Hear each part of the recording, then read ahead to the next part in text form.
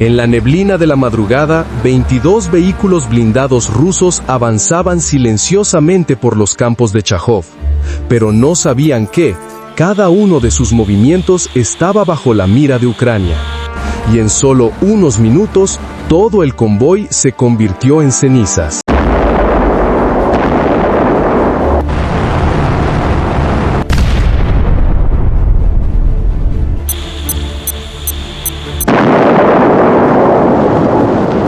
(07:50 AM) 5/11/2025. Un convoy ruso de 22 vehículos blindados partió de la zona de Malaifa, dirigiéndose hacia Shakirov, el punto de reunión final antes de una ofensiva planificada contra Doilia. El convoy ruso estaba organizado en 3 secciones. El grupo de vanguardia, Rusia, con 6 vehículos, 2 T-72B3, 3 BMP-2 y un BRDM-2 de reconocimiento. El grupo central, Rusia, con 8 vehículos, 2 BRM-1K de mando, 2 camiones Ural 4320 cargados con munición, 3 MTLB con remolques de reparación de campo y un camión cisterna auxiliar, y el grupo trasero, Rusia, con otros 8 vehículos, 3 BMP-3, 2 T-9A y 3 camiones camas cargados con diésel. La carga logística total se estimaba en más de 15 toneladas, unas 12 toneladas de proyectiles de artillería de 122 milímetros, aproximadamente 320-360 unidades, suficientes para mantener un ritmo de fuego continuo durante 72 horas, junto con 21.000 litros de diésel distribuidos en 3 camiones camas. Además de equipos de reparación, generadores, orugas de repuesto y sistemas de rescate, todo para sostener una ofensiva prolongada. Los 2 BRM-1K, Rusia, portaban sistemas de mando y control capaces de coordinar artillería, UAVs y unidades de infantería en el área. Pero todos los movimientos del convoy ruso estaban bajo la observación de las fuerzas ucranianas. Desde una ladera a 9 kilómetros al suroeste, un dron de reconocimiento Furia, Ucrania, vigiló el convoy durante 15 minutos. Sus sensores FLIR escanearon cada firma térmica de los motores, distinguiendo cuáles vehículos llevaban carga pesada y cuáles cumplían funciones de mando.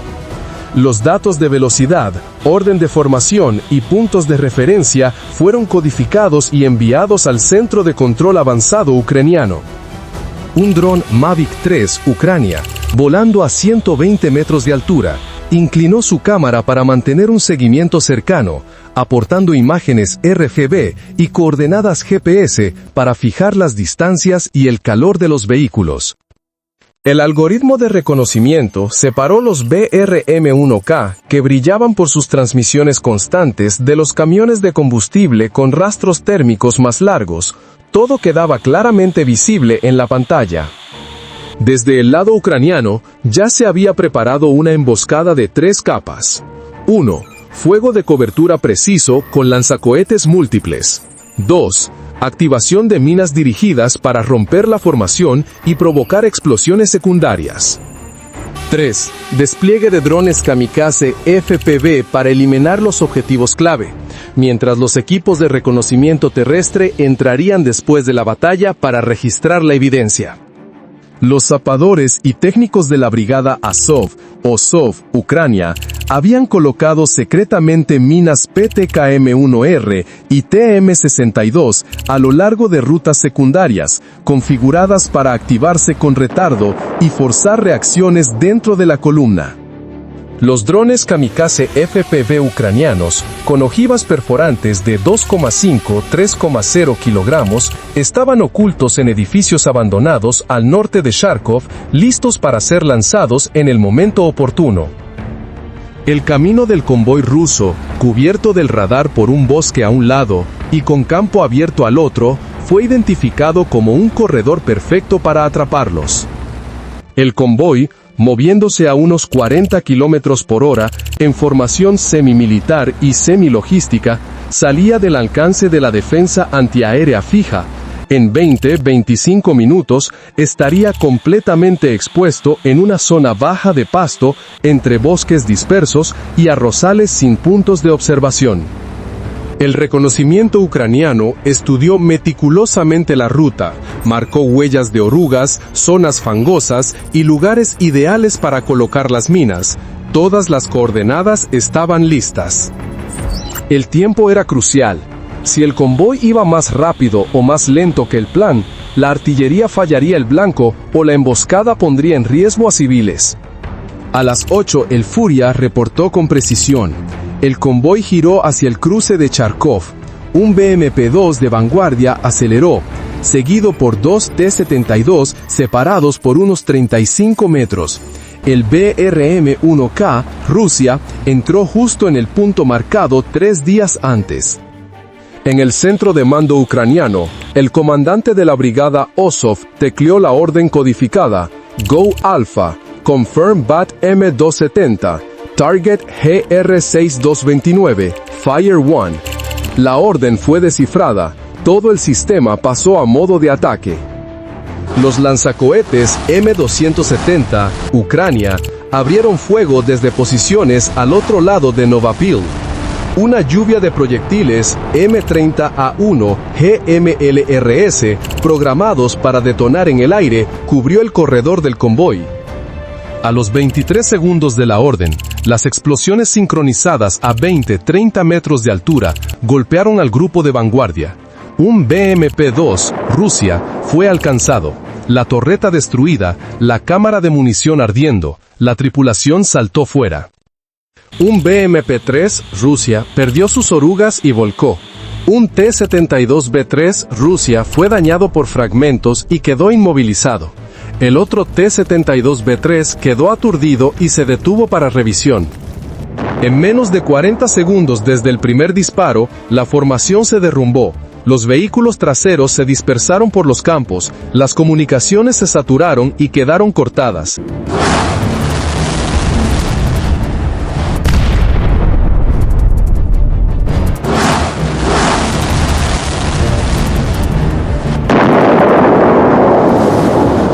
Con el caos desatado, las minas PTK-M1R hicieron su trabajo.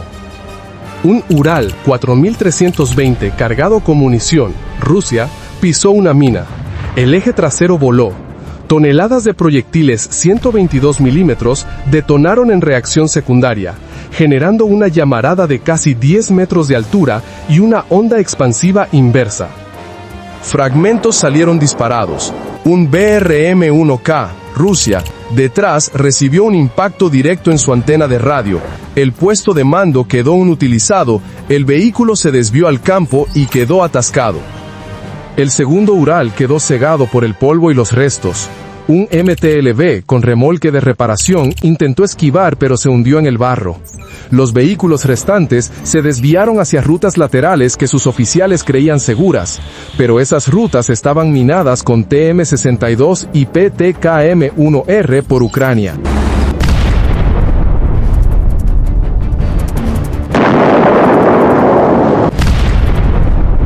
Segundos después de que la formación colapsara, se activó la siguiente fase. 3 drones kamikaze FPV Ucrania Azov, lanzados desde unos 2 kilómetros, volaron en abanico. El primero impactó un BRM-1K, Rusia, desde el sureste a 130 kilómetros por hora, perforando la cabina de control. El centro de mando fue eliminado. El segundo se estrelló contra el tanque de combustible de un Kamaz, Rusia, causando una enorme bola de fuego y una columna de humo negro que cubrió el arrozal. El tercero fijó un BMP-2, Rusia, que giraba su torreta y destruyó el sistema principal de control del cañón. El tiempo total desde la orden hasta el último impacto FPV, 6 minutos 41 segundos. Breve, preciso, decisivo.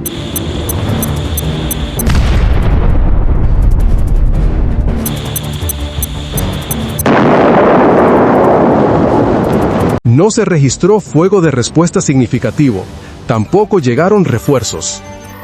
10 minutos después del último ataque, los equipos de reconocimiento ucranianos entraron al lugar, usando drones de baja altura y cámaras en los cascos para documentar. 9 vehículos blindados, Rusia, destruidos completamente. 4 AFB, Rusia, inutilizados. 4 vehículos, Rusia, abandonados, y 4 más desaparecidos. Todo el convoy logístico Malanifa-Shakov quedó neutralizado. Los equipos, municiones y combustible destinados a reforzar la ofensiva rusa occidental fueron abandonados o se incendiaron. Las consecuencias tácticas se manifestaron rápidamente. Dentro de las 48 horas posteriores a la emboscada, Ucrania registró una disminución del 36% en la cantidad de proyectiles de artillería disparados por Rusia. Varias unidades blindadas se vieron obligadas a cancelar sus planes ofensivos, pasando a una defensa pasiva o solicitando suministros desde el flanco oriental.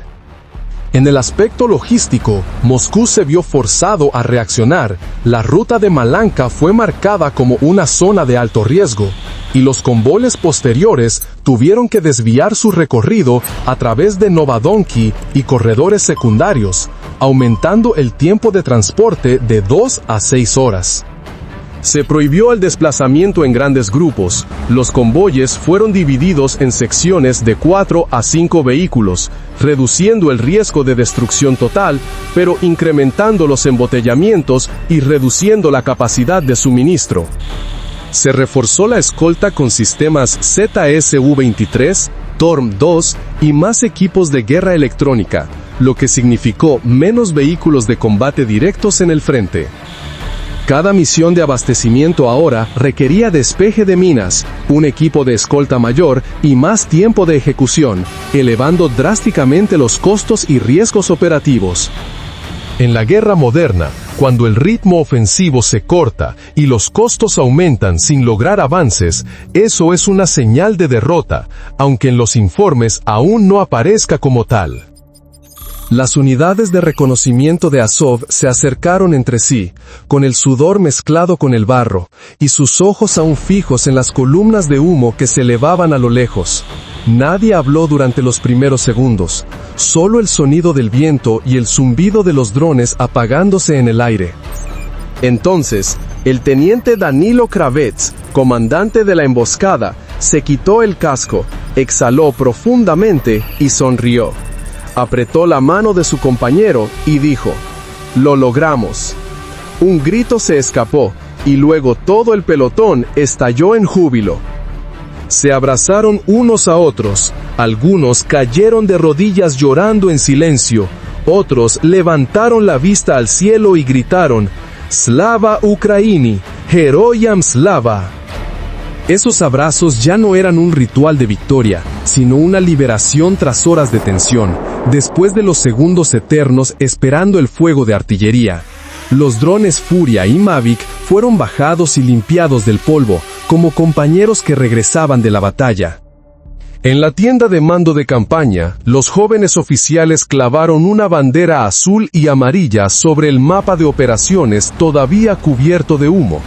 Un soldado encendió su teléfono y reprodujo las imágenes del dron, el convoy ruso ardiendo en el corredor de Shakov, y todo el pelotón guardó silencio. Luego, las risas brotaron, entre golpes en la espalda y vítores que sonaban como el viento cruzando los campos. Afuera, el sonido de los disparos se desvanecía, y el sol comenzaba a filtrarse entre el humo. Los combatientes ucranianos se sentaron juntos, compartiendo los últimos sorbos de agua y trozos de pan seco. No necesitaban banquetes ni vino, solo saber que ese día habían salvado la vida de sus compañeros y detenido un avance enemigo.